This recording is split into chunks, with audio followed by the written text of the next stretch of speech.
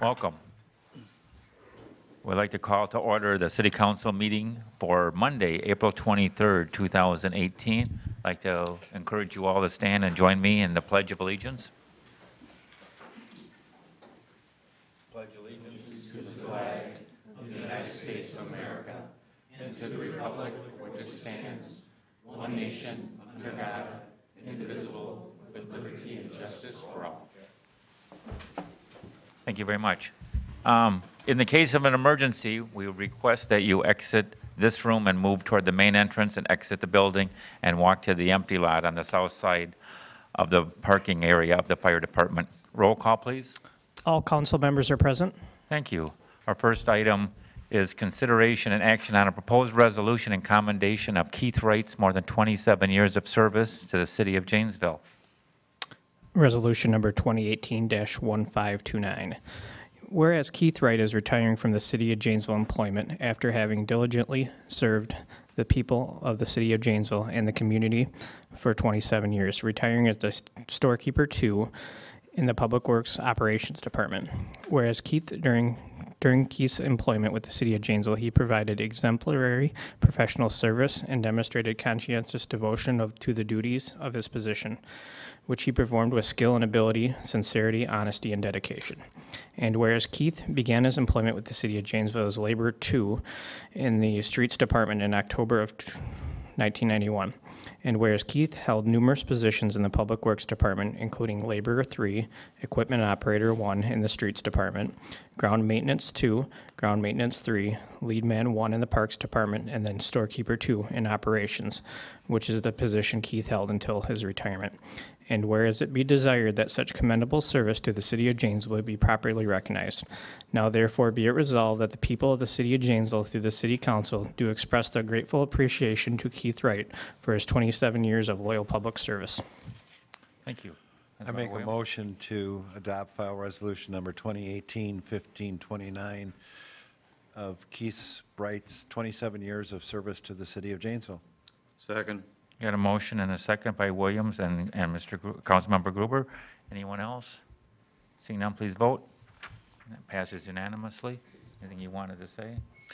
Just going to miss Keith. He was a dedicated employee of the City of Janesville, and I hope he enjoys his retirement. He's done a great job for a lot of years, and now he's got to shift gears. Figure out that next chapter in life. Little known fact, he also drove the van in our Labor Day parade for the City Council. Set the pace. So we voted, did we? And it passed? We did. So Keith, if you want to come forward, we've got a resolution to present to you.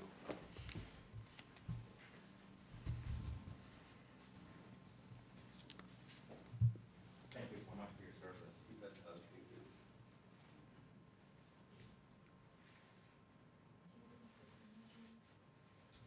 Did you start right after high school and then take a break? Yes. You did, I thought so. We graduated the same year, class of 74, correct? A while ago. You're welcome to make a comment to the city if you wish. No, I know.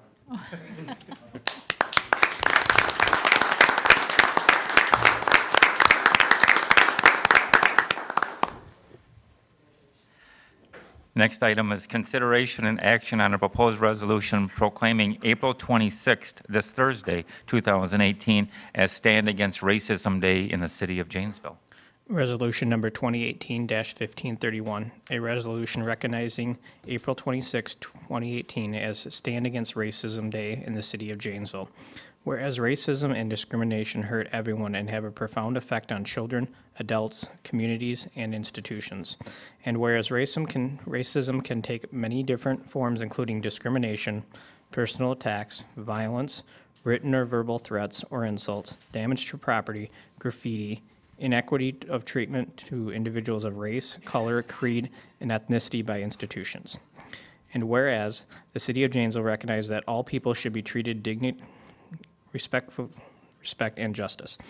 Whereas Stand Against Racism Day is a nationally recognized initiative with a purpose to encourage communities to raise awareness that racism still exists while offering to be a part of the solution to the end of racism and other forms of discrimination. And whereas racism acts of hate, violence, disparity in our institutions based on race, religion, ethnic heritage, gender, gender orientation, or disability not only affect the victim, but infect our entire community and nation. And whereas the City of Janesville supports the mission of the YMCA, or YWCA, Rock County, to eliminate racism in our nation, state, and community.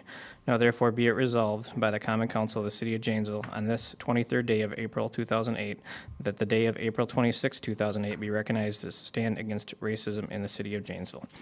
And be it further resolved by the Common Council to call upon all Janesville citizens to support and celebrate diversity and promoting racial justice in the Janesville community. Thank you. Councilmember Gruber? I would move file resolution number 2018-1531 proclaiming April 26, 2018 as Stand Against Racism Day in the City of Janesville. Second. Councilmember Conley, we have a motion by Councilmember Gruber, second by Councilmember Conley.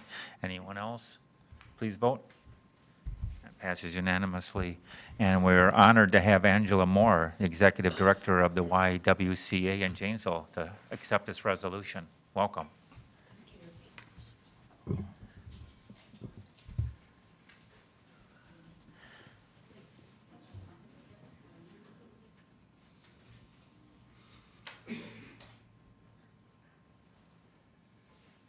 And you're welcome, yeah. Welcome to make some comments. Thank you. Good evening. On behalf of the YWCA Rock County, it is my pleasure to accept this proclamation from you recognizing April 26th as Stand Against Racism Day. And what an honor to have it presented to me by a former executive director of the YWCA, Sue Conley. We are appreciative of your support of our efforts, along with the rest of the community's efforts, in order to make this the best city and county that we live in. And we know that by respecting everyone and giving everyone an opportunity to succeed, we can make this the most livable city in Rock County, as well as the United States, where people come together to live, learn, worship, work, and play. Thank you so much. Thank you, Chair.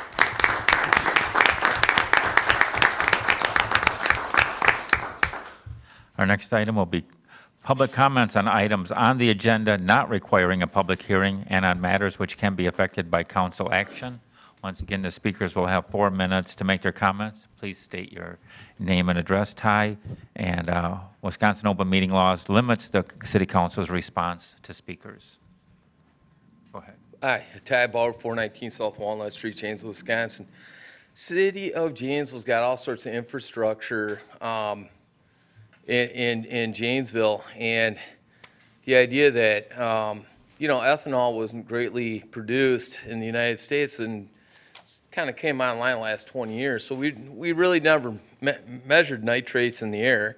We measure them in water. We say nitrates is bad. Let's go down deeper and get some fresher water. But in the air, all that more nitrates. We pump a lot more nitrates than we ever did. Nebraska was big in it. Now there's all sorts of nitrates all over the place. And so as far as looking at pollution, we just kind of throw it up like no biggie. Hey, that's a job security opportunity, even though wages in Janesville dropped from, Accudyne went, the comparable product came out, wages were cut about just up under half, just over half, they were cut at 45% loss, same thing. So it's kind of like, to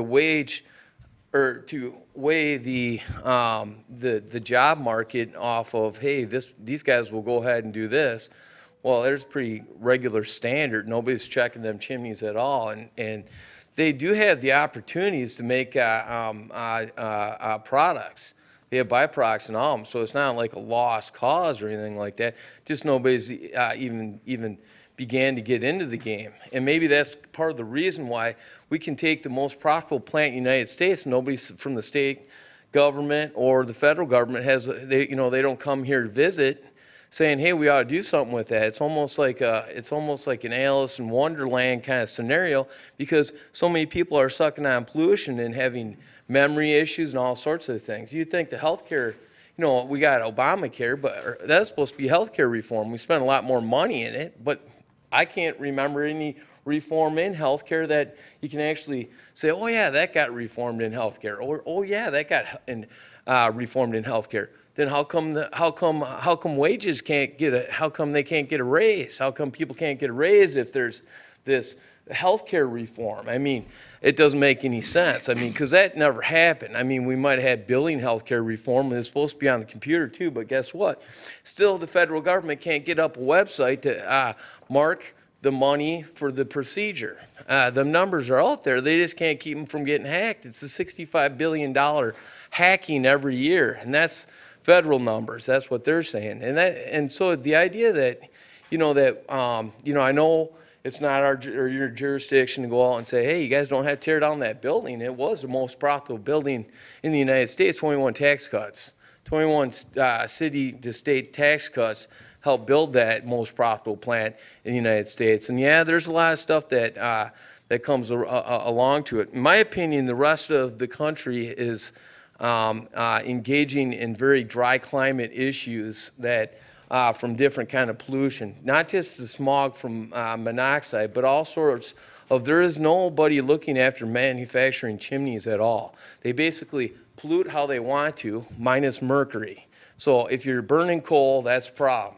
You're cooking gas on gas, no problem at all. And you can stand by Luxus Park and count how many big silos, cookers, they're cooking 24/7, and there's some just on the other side of the bay. It's kind of retarded how we dump argon out up here. They pressurize it from one place to another. Most places had a thing called a pump. They don't know about the pump yet.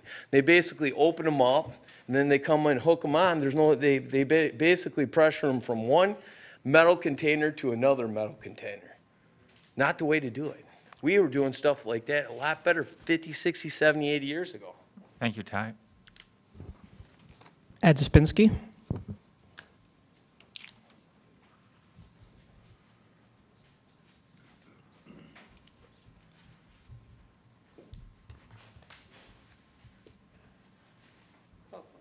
I'm Ed Spensky, 1411 South Terrace Street here in Janesville. I'm going to you to death here, so I apologize for that. I've got notes. Maybe I'll be able to keep it down. My concern is 2 weeks ago when we had the council meeting, we were talking about the property at 1330 East Home Street. And it was a delinquent tax roll piece of property. And the city decided they were going to demolish the house, so we had $19,000 in the tax rolls, $16,000 to demolish the house. And then the council was encouraged by the city manager to accept a bid from the demo company for $1,000, so which then presented us with a net loss of $34,000. Partial justification for this was brought up that they were helping St. Paul's Church. St. Paul's Church wanted to move a home from 1217 East Home, which is on the far west end of their property on Home Street, to give them access down into their parking lot. And trust me, they need it. That's a mess trying to get out onto Ringgold there, and particularly when the school's getting out. So not just, and I have nothing against St. Paul's and what they're trying to accomplish here. I'm just saying that I think we could have did something to save us some money in the prospect. Anyhow, the house from 2017 East Homes would then be moved to the vacant lot at 1330, and after the demolition, and then they would install their driveway. And it was indicated to us, or at least my understanding, that the church would then own the 1330 East Homes property. That's not true. In talking to the church today and their lawyer, and I do have the lawyer's name, and he allows me to give it to the city manager if we need to, but he doesn't want to broadcast for obvious reasons on the TV so that everybody is calling him with a question. The church will not own the home at 1330 East Homes. The demo person will. So he'll move the house from 2017 for no fee to the church, and then own both the house and the property for nothing, and we paid him $15,000 for the demolition. Seems a little excessive.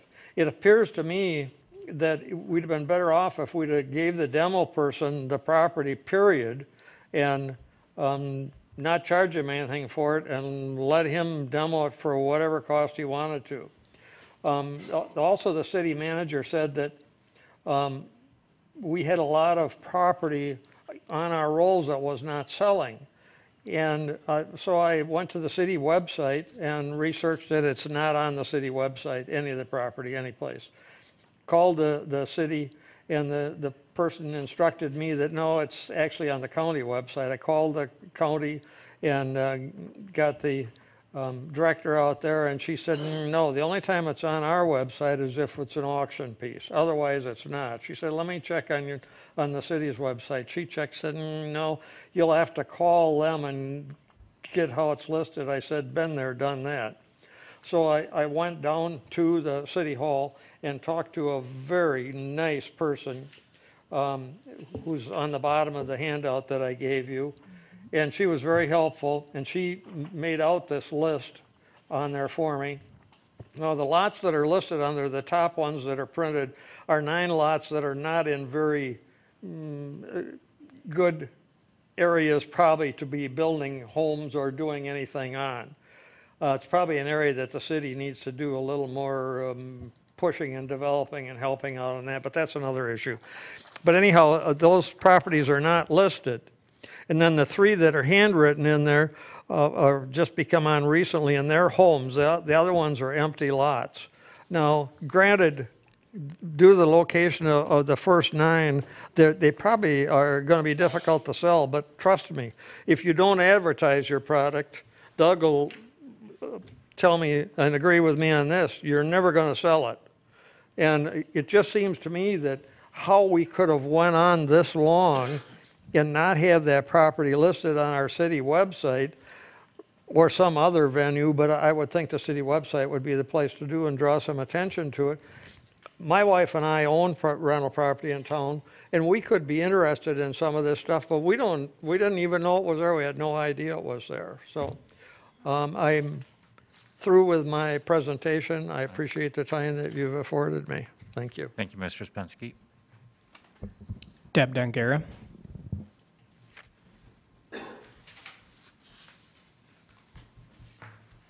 Good evening, Deb Dongera, 1726 Holly Drive.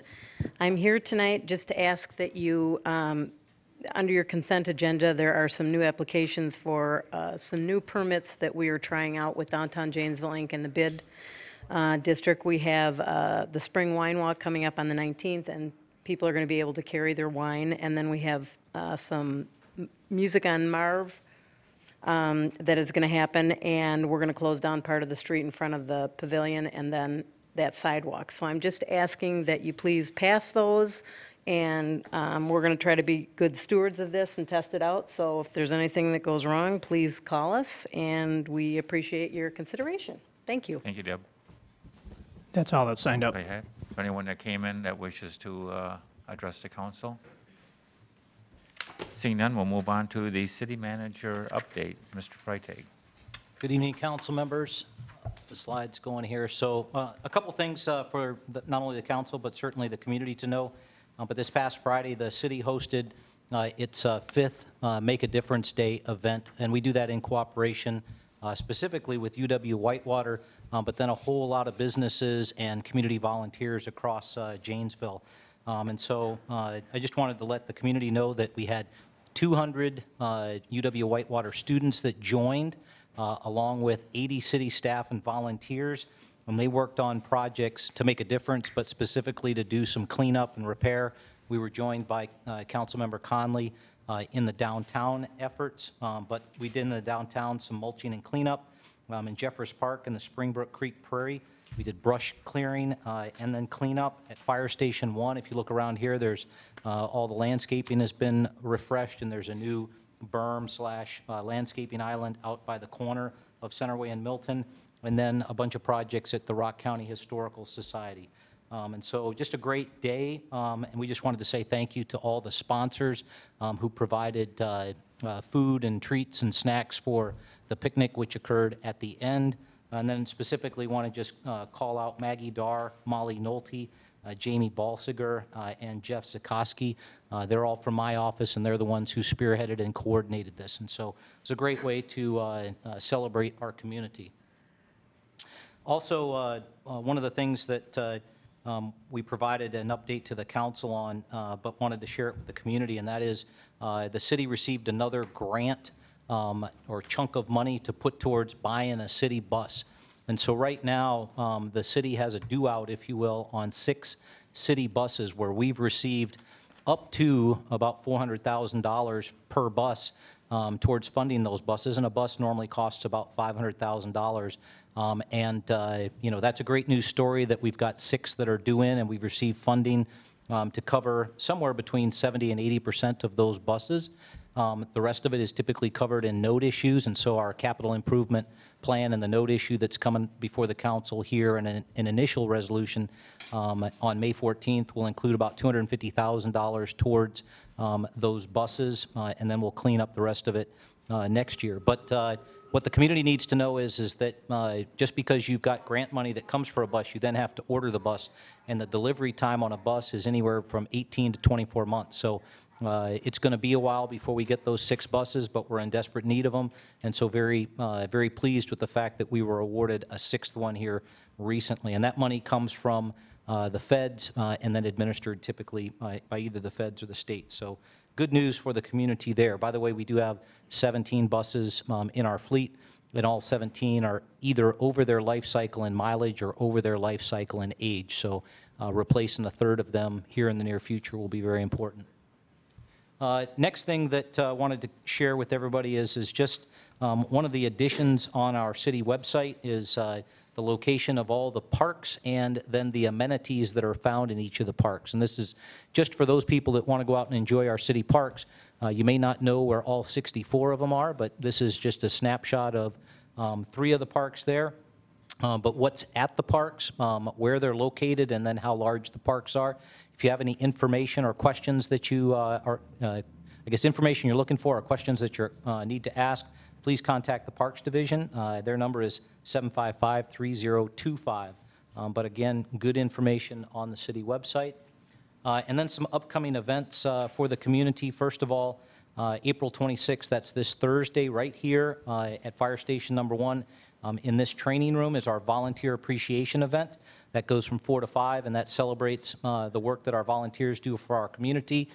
As I've mentioned previously, we have over 600 volunteers that help the city in some way, shape, or form do the things that we do, and frankly, we could not provide the level of service that we currently do without volunteers, and so they're very much appreciated, and we're going to not do them justice, but we're at least going to take some time on Thursday to say thank you for what they do, and so I encourage the public to come attend the event.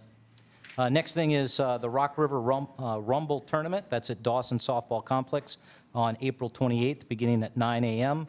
May 5th, encourage folks to come out to the Spring Wildflowers Walk at Riverside Park. That goes from 10 a.m. to 12 p.m. And then something that the community eagerly anticipates, that's the first farmers market.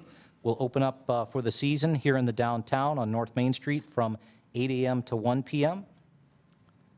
And then on May 10th, just a reminder for new committee member orientation will occur right here at the Central Fire Station from 5 to 6 p.m. Again, we had 51 applicants, if I remember correctly, for 12 open slots. You'll be approving those hopefully this evening. But that's a member orientation period for the new committee members. Certainly, if someone's been previously and wants to be retrained, more than welcome to attend. May 19th is the Rock River Wine Walk that's in the downtown Janesville from 1 to 5 p.m. And then National Kids to Parks Day will be at the Arboretum on the 19th from 2 to 4. And so, as always, I encourage folks to stay connected to what's happening in the city of Janesville. Lots of information out there and a lot of activities matched up with that information. First of all, Park Place views during the month of May is, excuse me, it's a little far out there, there we go, is Director Shelley Slapak talking about our recreational program that goes on over the spring and the summer. And then I encourage folks to sign up for our email list if you want to receive our press releases, snow emergency updates, and information blasts. If you give us your email address at that website, we'll push information to you, so I encourage you to do that. And then encourage folks to give us a call if you have questions. I'm happy to answer them at 755-3000, which rings in the clerk's office, or 755-3177, which rings in my office. You can like us on Facebook, follow us on Twitter, receive emergency updates via Nixle from the JPD. If you scan the QR code, it'll take you to that email list for sign up. And as always, you can go to the website for lots of other information. Pending any questions, that's all I have this evening. Good. Any questions to the city manager? Councilmember Conley? I'm just wondering, do you know what the life cycle is for a bus? How long do they typically run? It's 15 years, either 12 or 15 years, but Okay. So all of ours are over at this point.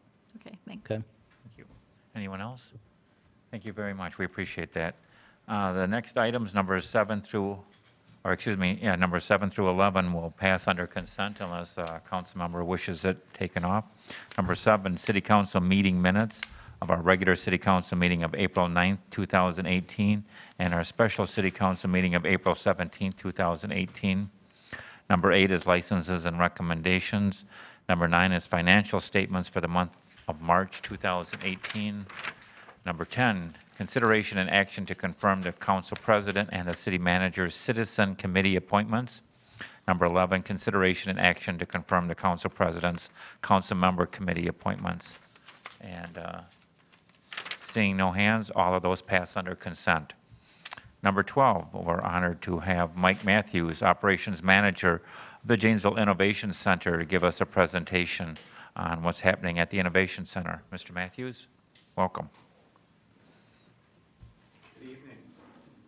Good evening. I'm Mike Matthews, the Operations Manager at the Janesville Innovation Center, and happy to be with you to provide an update on the Innovation Center.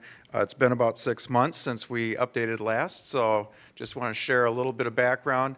As you'll recall, the Innovation Center was built about 5 years ago with the idea of helping startup and early stage businesses as they stage for growth. And happy to say that we've had some good success. The floor plan that I'm showing here is all the white areas are occupied, which means that other than the common areas, which I think N1 from time to time would like to occupy, we have leased up all of the spaces. We're at 100% right now.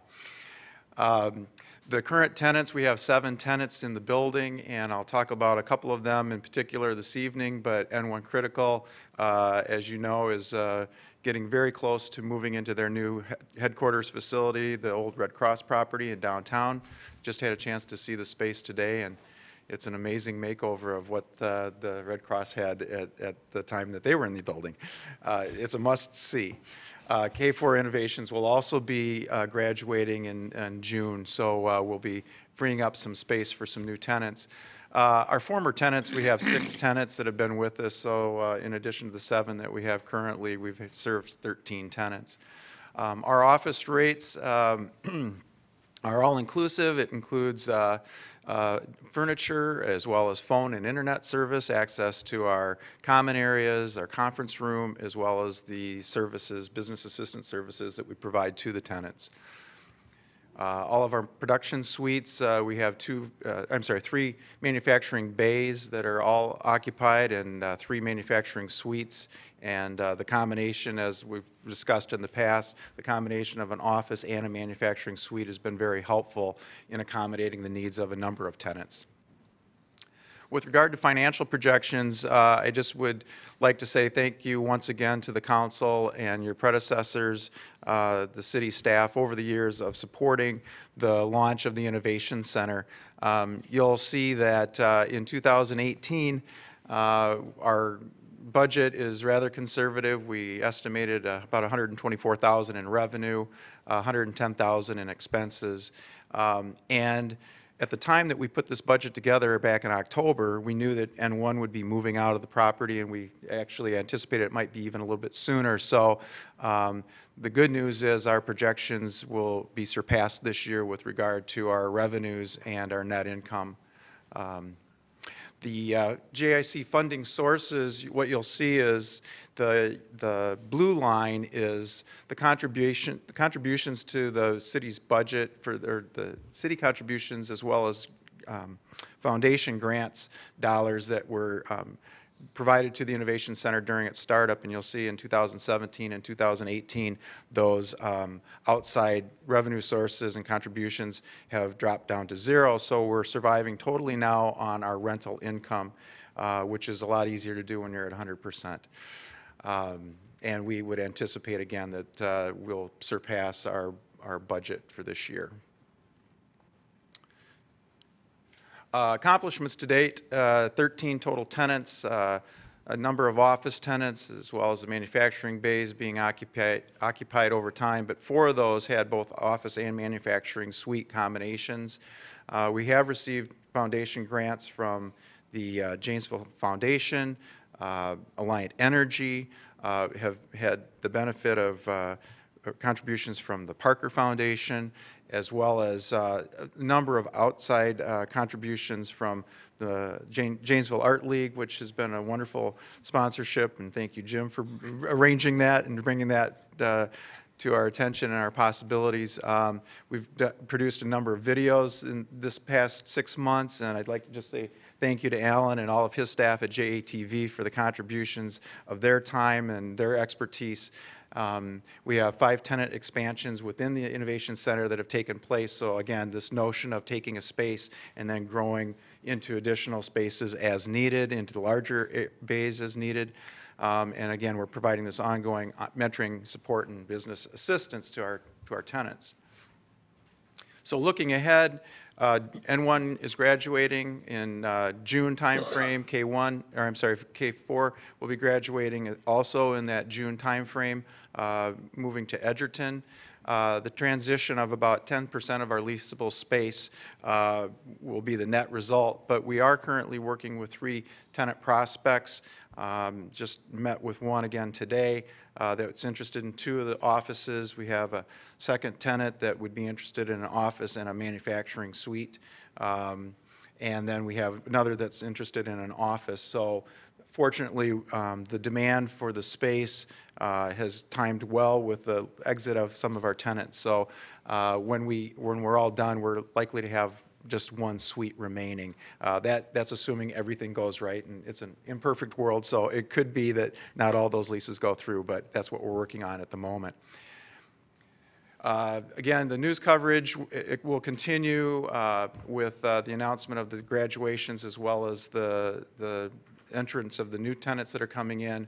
And one of the additions that we've just put to the website is a video gallery, and I just wanted to comment that Maggie and the city had worked on the profile of Janesville that was released not too long ago. We've included that within our website, as well as some of the other videos that have been developed by the city. And again, thanks to Alan and his staff for the ability to tape these sessions, to share the stories of what we're doing with tenants at the Innovation Center, their stories of how they got started, what they would recommend, and the idea is that we can also make these available by YouTube into the school districts, because the schools are often looking for examples of entrepreneurship and how they teach their business classes. Our Innovation Center Board of Directors remains the same. Thank you for providing Tom services to our board once again this year. Tom, thank you for being on the board, and Jim, for your time on the board as well. We appreciate that. Mark has been with us since he came to town, and it's just been a real pleasure to work with this board of directors. And if there are any questions about the Innovation Center, what we do, what we have available, and how we can help businesses either within or outside of the Innovation Center, if there's a business in Rock County that is getting started, is growing, would like assistance, please reach out to either myself or Gail Price. Thank you. Any questions? Yeah, Mike, as you know, I was on the first Innovation Board. Have the rates pretty much stayed the same, the rental rates, or have we had to adjust them or anything? Good question. So we set up our original rate schedule, and we have an annual escalator of 3%. Okay. And about a year ago, the board did revisit that after 4 years and made some adjustments that were in line with those cost of living adjustments. And so that's the reflection of the rental rates. It reminds me of another point I just wanted to make, and that is I just received our financials. The city accounting folks work on our financials for us, and I want to thank them for their service as well. But one thing that was important to note is that with full occupancy, we actually now have a positive balance on the balance sheet, which is also a nice position to be in. We always wanted to have a point where we could have reserves for when those times come when people leave the Innovation Center, and we actually now have some reserves on our balance sheet. So, Thank you. Anyone else? Thank you so much, Mr. Matthews. All right, thank you. Appreciated the update. Next item, old business, second reading, public hearing, and action on a proposed ordinance rezoning property located at 2338 Center Avenue from B2 to R3. File ordinance 2018-712, an ordinance changing the zoning classifications of 2338 Center Avenue from B2 Community Shopping District to R3 General Resident District, with penalty and injunctive relief for a violation thereof as set forth in Section 18.28.010 of the Code of General Ordinances of the City of Janesville. Mr. Clippert? Good evening, Tom Clippert, Building Director.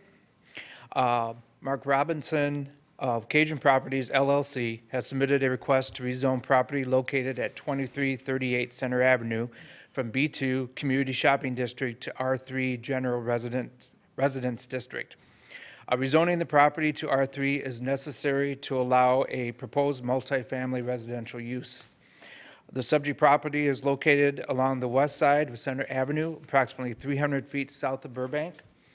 The surrounding land uses include resale shops to the south, vacant property and a daycare to the north, and residential uses to the east and the west.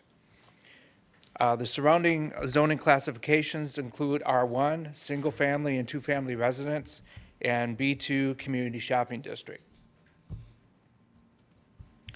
The property owner intends to remove the residence and the outbuildings currently on the property and redevelop the property into two 8-unit apartment buildings. The apartments will be accessed with a drive from Center Avenue, and the preliminary redevelopment plan was reviewed and conditionally approved by the Plan Commission at their April 2nd meeting of 2018. State statutes require that a rezoning be consistent with the future land use designation in a community's long-range plan. In this case, the subject property is within the mixed residential land use classification, a category intended to accommodate a variety of residential units focused on multifamily housing. The application of the R3 district in this location is consistent with the designation and the character of the existing multifamily residential development in the surrounding area. Staff believes the proposed development design is consistent with the surrounding properties in scale and density. The proposed development is consistent with the property's future land use as identified in the comprehensive plan. Staff has not received any comments or concerns from the neighboring property owners regarding this request.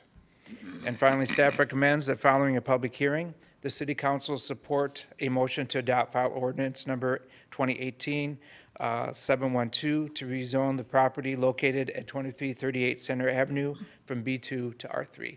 And be happy to answer any questions. Any questions? I do.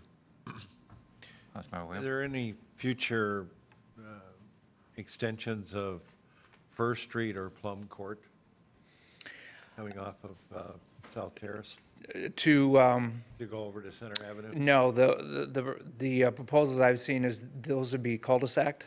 Okay. So there's no plan at this point to develop those streets out to Center Avenue. And there will only be one entrance into this property? Correct. And does this then also need state approval for? No, there's already entrance into that property now. A second entrance would need state approval? Correct. Okay, thank you. Good. Any other questions? Councilmember Farrell? Tom, I don't know if you'd be able to answer this, but are the rents, how would you describe the rents? Is this like a medium rent level, higher end, or can you kind of explain a little bit? To my knowledge, it would be market rate. The property owner is here tonight, if you Okay. want to ask him that question. Okay. I'm not exactly sure what Okay. the rents would be. Anyone else? Thank you very much, Mr. Clippert. We will now open the public hearing. Anyone who wishes to speak on this issue is invited to come up, state your name and address. Second call. Third call, we'll close the public hearing. What is the wishes of council? Councilmember Gruber. I would move to adopt file ordinance number 2018-712 to rezone property located at 2338 Center Avenue from B2 to R3. I will second. We have a motion by Councilmember Gruber, seconded by Councilmember Wolf. Anything else?